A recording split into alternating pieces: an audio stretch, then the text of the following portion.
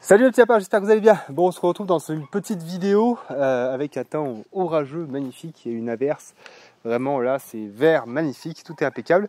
La chienne est en train de péter les plombs parce qu'il y a des poussins qui essayent de se faire la malle. Mais du coup le sujet de cette vidéo ça va être de faire une petite revue matérielle. Puisque je trouve qu'il est important de voir un peu avec quoi est-ce qu'on arrive à faire ça et comment est-ce qu'on arrive à le maintenir dans un état agréable, bien entretenu. Voilà, donc souvent en fait sur les chaînes d'autonomie ou globalement on vante le sans outils, sans rien, ou alors les outils anciens. Alors ça, les outils anciens, la faux, les choses comme ça. Alors c'est très bien, mais ça a ses limites en fait. Donc moi je vais vous montrer un petit peu, en fait on va tout faire en fait, hein, je vais tout vous montrer. Allez, du coup on va commencer par le plus gros, hein, vraiment le plus gros, mais vous connaissez, hein, vous le voyez sur des vidéos, j'en ai fait des vidéos même dédiées. Mais bon, il y en a qui arrivent, donc du coup, il faut que je remonte. Voilà, donc ça, c'est vraiment le matos qu'on utilise quotidiennement, pour ne pas dire tous les jours. Donc voilà, il s'agit d'un micro-tracteur qui fait que 16 chevaux, muni donc d'un chargeur, d'un godet, et on a derrière une rétropelle qu'on peut atteler. Donc c'est avec ça qu'on fait, on va dire, du terrassement paysager. Même des fois, on fait du terrassement qu'on ne devrait pas faire, c'est-à-dire vraiment des trucs, des volumes qu'on ne devrait pas faire avec. Mais bon, vu qu'on a le temps et qu'on n'a pas trop d'argent, on y fait avec et ça va pas trop mal. Donc voilà, donc ça c'est vraiment, alors ça, si on n'avait pas ça, on ferait absolument rien. Déjà pour les aménagements, mais après derrière c'est pour la manutention en fait de tout. Hein. C'est-à-dire que là, dès qu'on a des pierres en fait à porter, on les fait glisser dans notre godet. Le godet il monte tout seul, on y prend sur nous, on peut alimenter nos murs, tout ça. Derrière, on peut mettre une caisse, éventuellement charger des tonneaux de grains, des sacs de grains. Vraiment, si on n'a pas ça, vraiment, on fait absolument rien. Vraiment, on fait rien sur ce site, on fait rien du tout. Voilà, donc ça, c'est vraiment l'outil l'outil central de notre projet sur lequel vient se greffer, comme je vous ai montré, la pelle rétro, mais aussi on peut voir la petite caisse là ici qui nous sert pour de la terre, pour plein de choses. Voilà. Allez, donc du coup, pour rester sur le gros matériel, je vous montre un peu justement l'outillage qu'on peut mettre derrière ce tracteur et dans lequel on a investi au gré des années. On n'a pas tout acheté d'un coup. Donc vous voyez, c'est déjà plein. Hein. Donc d'abord, on a cette petite bétonnière qu'on a rendue attelable. Hein. Ça fait l'objet d'une petite vidéo. Alors c'est assez simple, hein. C'est un tout petit peu de soudure et d'assemblage. Et en fait, ça permet de pouvoir mettre ça sur la boule d'attelage du tracteur et puis d'emmener ça un peu partout. Hein, parce qu'on en avait un peu marre de se traîner ça à la main. Ça casse les tibias, c'est pénible. Donc voilà, donc là, c'est pas fait pour faire de la route, hein, c'est juste fait pour être traîné facilement et ça marche plutôt bien. L'électrique, donc en fait, la configuration, quand on fait du béton, on attelle la remorque rouge sur le tracteur, on met le groupe électrogène dedans, on attelle ça. Ah oui, d'ailleurs, comment est-ce qu'on fait? Je sais plus si on fait comme ça, je me souviens plus. Enfin bon, non. On enlève la caisse et après on attelle ça. Ouais, je sais plus, enfin bref, oui, on emmène le groupe électrogène avec la caisse, ensuite on attelle ça et on branche donc la bétonnière au groupe électrogène. Ensuite on a donc derrière, qu'on verra assez mal, un gyrobroyeur dont on vous a pas encore fait la présentation parce qu'on n'en a pas eu une utilisation soutenue. On s'en sert 2 à 3 fois dans l'année pour tenir ce qui sera plus tard la prairie qui a été déboisée l'année dernière. Donc c'est du matériel qui fonctionne très bien, qui est mis sur planche à roulettes pour être attelé. Donc voilà. Donc un gyrobroyeur. Là, le broyeur de branche que vous connaissez très bien aussi, qu'on a sauvé plusieurs fois de la casse et qu'on revient de sauver aujourd'hui, qui est lui aussi attelable au tracteur. Hein, tout le matériel s'attelle sur le tracteur. Et on a une cuve à eau ici, là, qui pareil vient s'atteler sur le tracteur et qui fait donc 1000 litres de flotte. Voilà. Donc, et puis donc ici, une petite servante dans laquelle on range les godets de la mini-pelle, de manière à avoir un accès facilité, on va dire. Le treuil, pour l'instant, on n'en a pas l'utilité. La pompe à eau, toujours sur prise de force aussi. Et là, le dernier en date que je n'ai pas encore utilisé et qu'on va vous présenter très bientôt, c'est un taille-haie, mais on va voir après, c'est sur du plus de petit matériel. C'est un taille-haie sur perche le plus gros de la gamme style. Je vous ferai une présentation quand on l'utilisera, mais ça en fait le but c'est de pouvoir tailler en fait tous les noisetiers, toutes les arbrisseaux on va dire, pour pouvoir les mettre bien propres, éviter qu'ils partent en hauteur. Voilà, et donc là en fait le principe c'est quoi? C'est pareil, hein. Tu viens avec le tracteur, t'attelles le broyeur au tracteur, et au fur et à mesure t'avances de noisetier en noisetier. Tu fais ton noisetier, tu le broies, tu fais un autre noisetier, tu le broies, et ton tracteur t'accompagne constamment. Voilà. Donc voilà, donc là on a fait un peu le matos, on va dire, vraiment parc, on va dire. On va aller voir après, il y a bien d'autres choses, mais là on a... Ça me gratte les couilles. Allez, on va voir. Mais je trouve ça intéressant, alors je sais pas si ça vous dira bien ce genre de vidéo, mais moi je trouve ça intéressant de voir, parce qu'on fait pas avec rien, ça c'est clair. Par contre, ce qu'il faut dire aussi, c'est qu'on n'a pas tout acheté d'un coup. Il y a une bonne partie tout de même qu'on a racheté avec la maison. Par exemple, attendez, on éteint la lumière. Je ferme vite fait parce que ça pleut.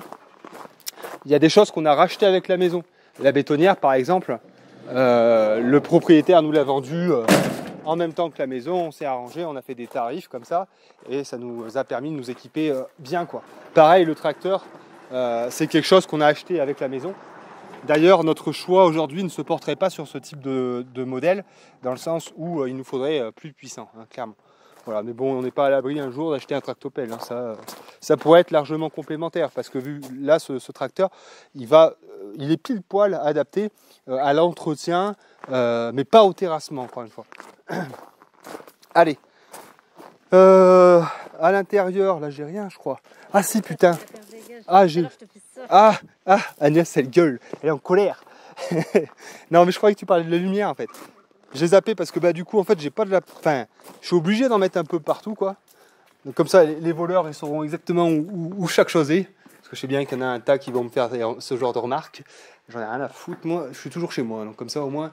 Bon, là-haut, c'est un investissement que j'ai fait, pas que je regrette parce qu'il va me servir à l'avenir, mais pour le moment, effectivement, j'en ai pas eu une utilisation soutenue. Il s'agit en fait d'une perche d'élagage style.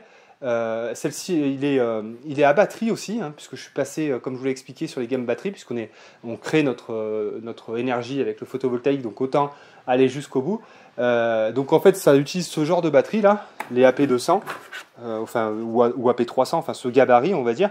Et donc celle-là, on peut les mettre dans la tronçonneuse que je vais vous montrer tout à l'heure, dans cette tronçonneuse, dans cette perche d'élagage, ainsi que dans le taille-haie sur perche que je vous ai montré.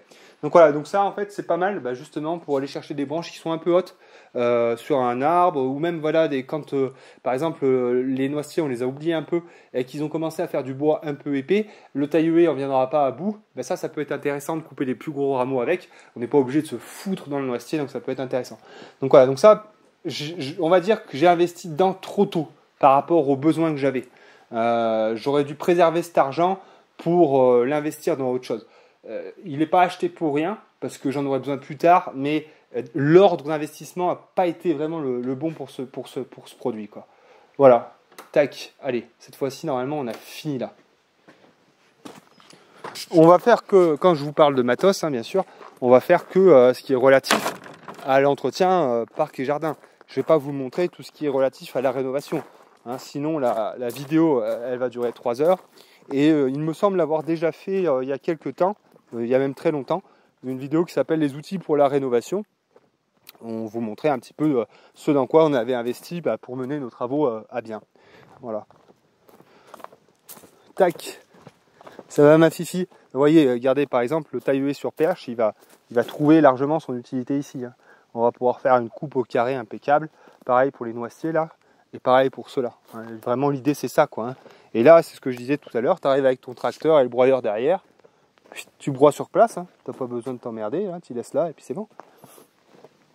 Allez, maintenant, le petit cabanon de jardin. Tac.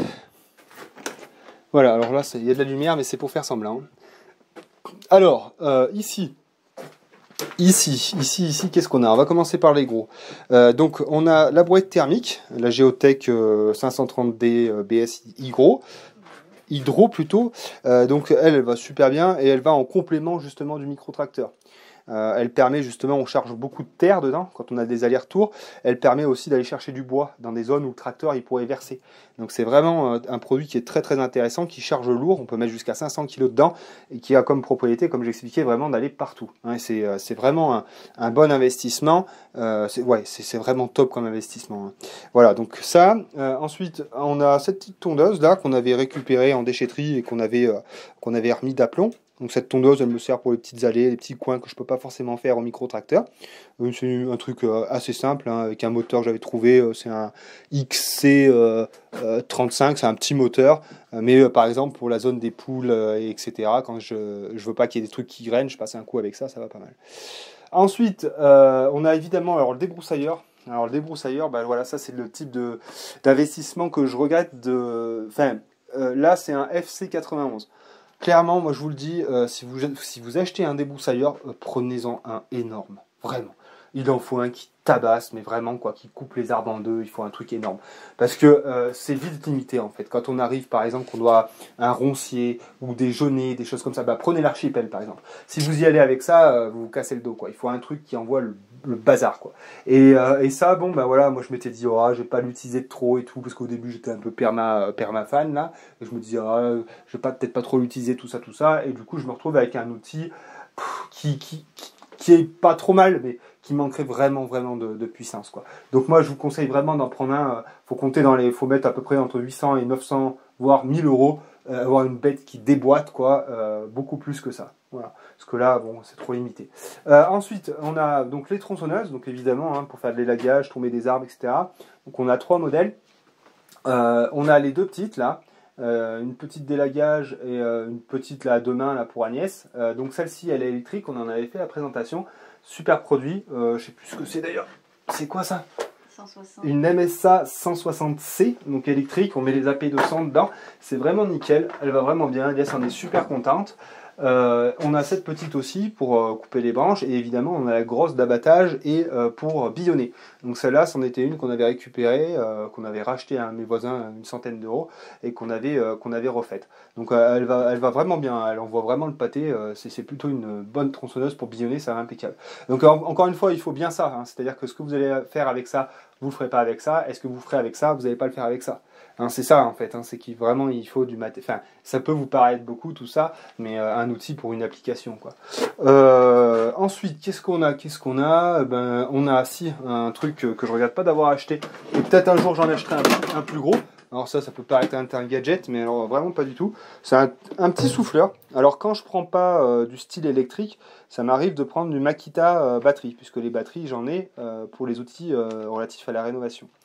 Et donc ce souffleur, il va super bien parce que, moi, en fait, je sais pas, genre, tu vois, t'as fini de planter sur une bâche de paillage, tu passes un petit coup pour chasser la terre, je sais pas, moi, des pavés qui sont un peu sales, un garage, nous, le garage, par exemple, concrètement, on passe un coup de balai pour enlever le plus gros, et puis après, on fignole avec ça, ça permet de tout souffler, ça va impeccable.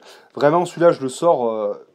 ça peut vous paraître gadget et bête, mais je vous garantis que quand on l'a, il est toujours là, quoi. Vraiment, c'est vraiment nickel.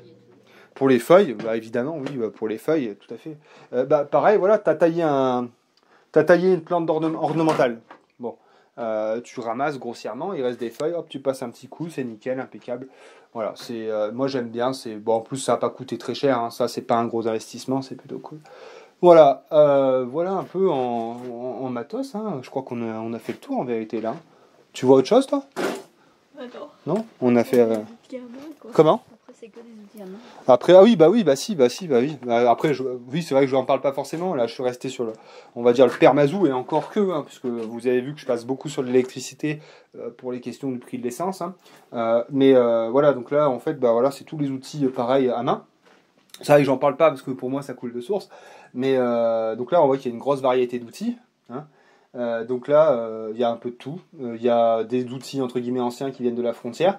Donc on a deux houes qui viennent de la frontière là, qui sont vraiment bien. Celle-ci, ben, justement pour nettoyer, quand par exemple j'ai fait une tranchée pour mettre un réseau qui soit d'eau ou d'électricité, ben, j'aime bien le finir à la houe hein, pour bien la rendre bien propre, bien nickel. Elle va super bien. Celle-là pour creuser mes sillons et planter, ça va super bien. Puis après on a les standards, hein, le croc à fumier, les râteaux, les pelles, pioches. Les fourches, les râteaux à feuilles, Mais la grélinette, alors la grélinette, je pense que je vais y mettre un coup de meuleuse parce qu'elle sert à rien, elle me prend juste de la place. C'est une grélinette de merde. Il y en a des biens, des droites, celle-là c'est une vraie saloperie. Je pense que. Je sais même pas si je pourrais récupérer la ferraille dessus, mais bon, ça sert à rien du tout. Voilà, les haches, évidemment, quand il y a 2-3 petites bricoles à fendre. La hache que m'avait donné Fabien, enfin bon, voilà. Bon, mais enfin, voilà, donc vous voyez que ben, c'est pareil, hein, il faut bien de la place pour y ranger, ça dort pas dehors, tout ça. Donc voilà. Et puis ouais, et puis bon, bah, à l'avenir, de toute façon, il y a encore du matériel qui va rentrer, je sais pas encore quoi, si ça sera particulièrement du matériel entre guillemets semi-agricole, puisqu'on va venir investir par exemple dans un rotavator pour le tracteur, une charrue pour pouvoir buter nos pommes de terre avec le tracteur, ça viendra au fur et à mesure. Et donc ça c'est pareil, il va falloir qu'on réalise de nouveau des espaces. Puisque vous avez vu que c'est plein, quoi. Donc voilà, donc vous aurez vu un petit peu ce avec quoi on travaille. Clairement, hein, de toute façon, c'est la dimension qui fait la variété du matériel et sa puissance. Hein, ça, c'est défini d'ailleurs dans les catalogues. Hein, vous voyez à chaque fois le matériel est donné pour telle dimension. Ça, il faut quand même y respecter un minimum. Hein, c'est pas fait pour rien. Et puis voilà. Et puis bon, moi, je vous le dis aussi. Au départ, je suis vraiment parti. Disons que je venais d'un. C'est rigolo parce qu'en fait moi j'ai fait comme ça en gros.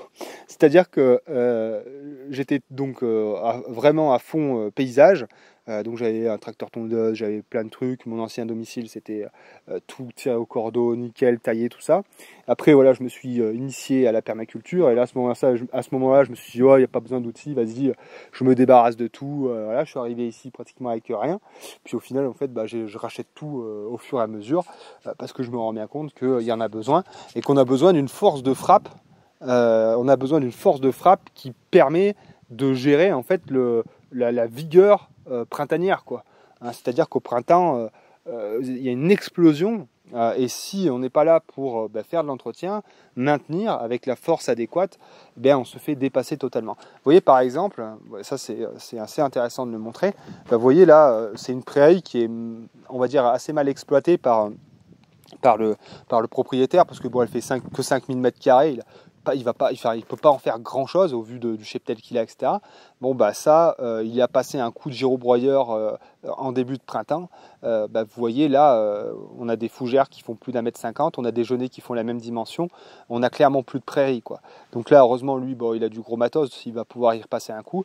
Mais ce que je veux dire, c'est que vous voyez cette force, hein, la nature a une force, mais incroyable, quoi. Et si vous n'êtes pas là pour y tenir, elle vous dépasse, elle vous ronge, vraiment. Alors on peut la voir, parce que souvent on dit, on a des grandes phrases comme il faut faire avec et pas contre. Ça c'est ici que ça se passe. C'est une vision bien gentillée et bisounours. Là il n'y a rien à bouffer, hein.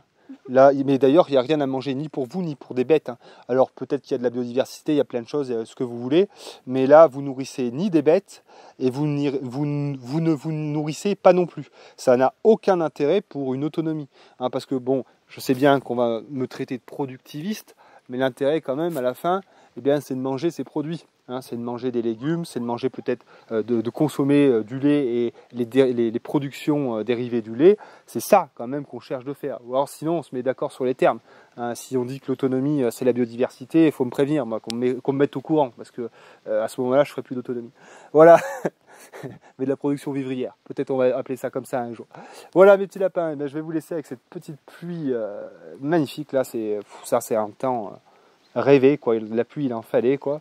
Et donc là, on peut voir si Agnès elle veut bien faire une petite rétrospective, là, enfin un petit tour plutôt, je ne sais pas comment est-ce qu'on dit. Donc là, on voit là que c'est vraiment très joli, une belle population de volailles qui fait son travail. On a les vignes qu'on a taillées ce matin là, qui vont pas mal. Alors là, nous, on est des permaculteurs, là, vous voyez, on fait du chop and drop. Non, mais ça sert à rien, par exemple, de ramasser là. Ça va cuire au soleil. Dans 2 jours, il n'y a plus rien, donc on ramasse pas, on s'en bat les steaks. Donc les vignes là, on les a repalissées un petit peu, bien propres.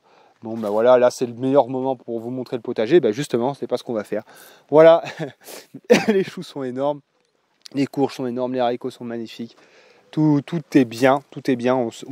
Vraiment, là le jour où on va vraiment se coller sur le potager, ça va envoyer du pâté, quoi. Parce qu'on n'a pas travaillé bien fort, hein, sur le potager, hein, faut pas croire. Hein. Cette année là encore, on en a fait, mais on n'a pas été fou dingo. Tu vas te détendre toi un peu? Bon, allez, mes petits lapins, je vous fais des bisous, j'espère que ça vous aura plu. On vous dit à la prochaine, on vous fait des bisous, ciao, bye. Ah oui, j'avais oublié celui-là, ça m'a fait parler. Ça va nickel pour aller la vendre. On vous aime, bisous.